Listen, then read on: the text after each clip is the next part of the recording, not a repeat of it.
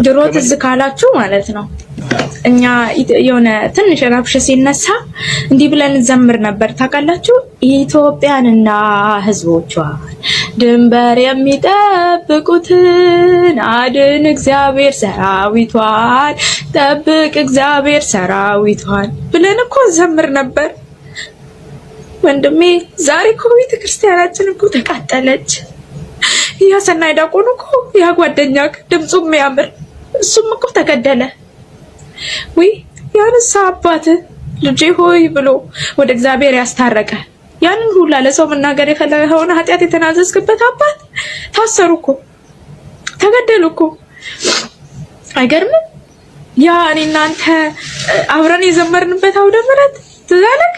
ያ እኔ ከስደት ደክሞኝ ወደ ሀገሬ ስመለስ አንተ ደግሞ ከበረሃ ግዴታህን ጨርሰህ ስትመጣ ዘምራለን የተባባልንበት ቤተክርስቲያን እኮ ተቃጠለ። እኛ የመዳም ቅመሞች ተሰብስበን በአንድ ላይ ማለት ነው ይሄ ላደረገ ሃሌሉያ በሉ እንመሰገንበት እኮ የለም። ተቃጠለ እኮ ቤታችን ተቃጠለ። ያቺ ስለ ሚካኤል ብላ ዳቦ ቆርሳ ውሃ ቀርታ የምትሰጥ የሚካኤል የምትዘግረው ጎረቤት እሷ ሞታለች።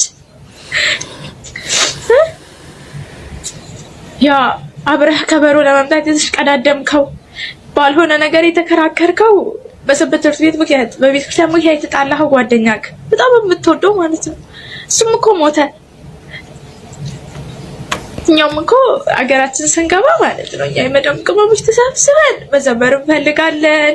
እጣኑን አፍቆናል፣ ቅዳሴውን አፍቆናል፣ ደጁን አፍቆናል። ገና ሀገራችን ስንገባ መጀመሪያ የት ነው የምንሄደው? ያደግንበት ቤተክርስቲያን እንሄዳለን ብለን እናስባለን አይደል? እሱ እኮ ተቃጠለ። ሀገራችን እንዳንገባ ምኞታችን ሁላ እኮ እየጨለመ ነው።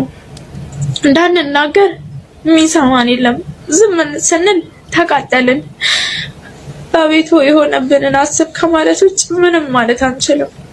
የሞቱትን እግዚአብሔር አምላክ በአጸደ ገነት ያሳርፍልን።